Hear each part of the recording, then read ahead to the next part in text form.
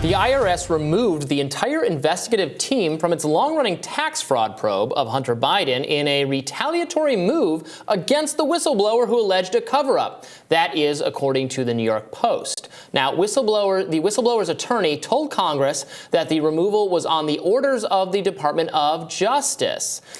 This comes as Special Counsel John Durham's report found that the FBI should not have launched a probe into Russian collusion in the 2016 election. So this is interesting. So this whistleblower is part of the team that was doing this investigation into Hunter Biden and at the IRS, and is no longer, and they're basically off the case. Mm-hmm. He's not been fired, but he's off the case. And the whistleblower's attorneys are saying this is clearly retaliation for protected speech. There's a statute that protects whistleblowers. If he sees that something he thinks is criminal wrongdoing, he's supposed to come forward. He's supposed to alert Congress. He's supposed to do exactly what he did, and the government can't punish him for it. They're saying the government is punishing for it because they moved him off this investigation. Now, the other side of this, which I don't think is totally crazy, would be, well, but if you're a whistleblower and alleging that it's going wrong, of course there's going to be like a pause and a halt on your involvement while that's kind of adjudicated. Yeah. They can't firing him would be retaliatory, right. But it wouldn't be normal to have him continue in that role while he's alleging that the process is screwed up, and I'm not sure this is retaliatory, is I guess what I'm saying. Yeah, I tend to agree. It does seem like there's an obvious conflict of interest. It would be, of course, very inappropriate if he were fired, and it also would be inappropriate if the claims that he was raising were sidelined along with his distance from the investigation, right? Just because he is no longer involved, it doesn't mean that should be the end of the issues that he's raised as part of his whistleblower attempt. The reality is that, so attorneys for the whistleblower met with congressional investigators earlier this month, and they laid the groundwork for what he will ultimately share with Congress. So there's preparations for an interview where he will be able to more formally disclose, it seems, his concerns with the ongoing investigation. And it does feel as though that indicates he will be heard, right? And his claims will be followed up on and elevated in the way that are necessary to make sure the investigation is actually carried out fairly. If that's not the case, then yes, I'd be very concerned about him. If he's the only one in his team or the only ones that are raising these concerns, being distant, being separated from the investigation. Yeah, and to be clear, given all the funny business we've seen on the part of these law enforcement agencies, and you referenced the Durham report, everything we've learned about how they handled Russia, Trump, some previous indication of moving slowly on the Hunter Biden stuff, I would understand reasonable skepticism that they're going to handle or have handled looking into Hunter Biden's finances with the level of scrutiny, expedience and scrutiny and seriousness with which they should. So I'm totally willing to believe that there's something to what the whistleblower has to say. So let's definitely listen to that. Let's get to the bottom of it. Yeah. I understand that thinking.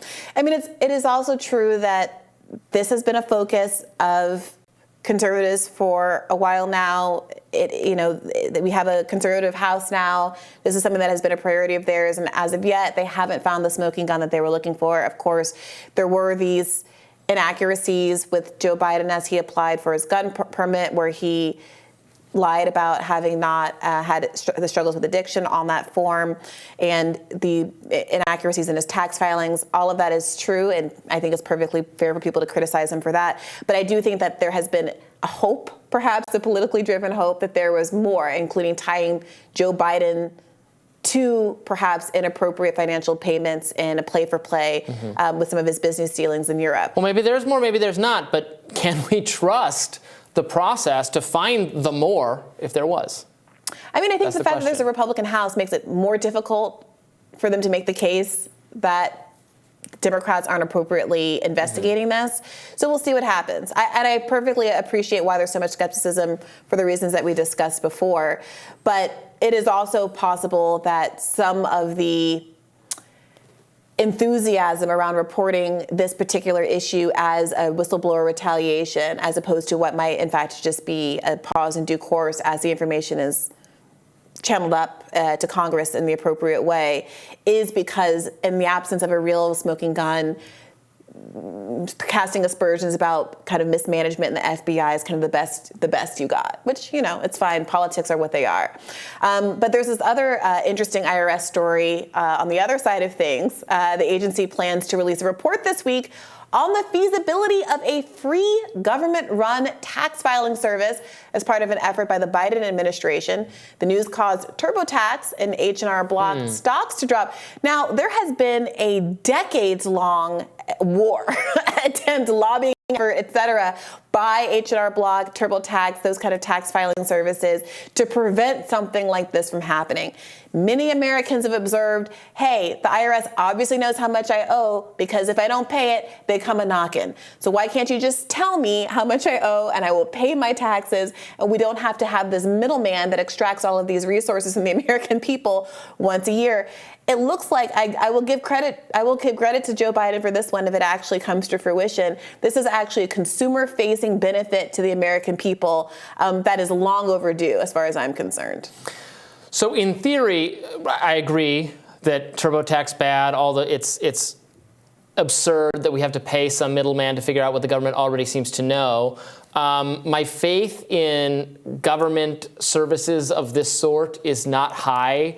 So what happens when this website crashes a bunch and just utterly fails to deliver you this information you need? But in theory, yes, I would much prefer if the government just told you what you owed and then you paid it, and that's fine. But I don't know what else to say. That's fine. But what's interesting is when you realize it's apparently a multi-billion-dollar business, these tax preparation services. TurboTax has been a market leader for a really long time and has been on the forefront of scuttling any attempts to make themselves irrelevant, obviously. And these fees are not insignificant, not to mention the fees that people pay with more complicated taxes to an actual accountant. This could be really transformative, and it is incredible that it's taken this long. It's really a story about the power of lobbying efforts and how much the interest of these businesses can really supersede the interests and obvious preferences of the American people. I agree with all that, but what if we didn't have those and then it's just you're supposed to use the government website and it crashes the way that the healthcare exchange websites kept crashing and no one could figure it out to get onto all that? People are signed up to Obamacare. They like Obamacare when there's threatened. I mean, there's big problems with it, don't get me wrong, premiums, et cetera. But whenever there's a threat to take it away, people get up in arms. The reality is, take it away. It's saying the technical issues with the government-managed website. Yeah, but the point I'm making is that there were problems with Obamacare. It was a mess with the technical website, and yet here we are with the program ultimately after we got past it that people like and frequent and avail themselves of. So I don't think the idea that a website could mess up is a reason not to have a significant reform that could save people hundreds or thousands of dollars in filing their taxes every year and end a extractive multi-billion-dollar industry that's been preying on the American taxpayer. I think we can work out the kinks. I have no love for the industry, and I want to make paying taxes as simple as possible.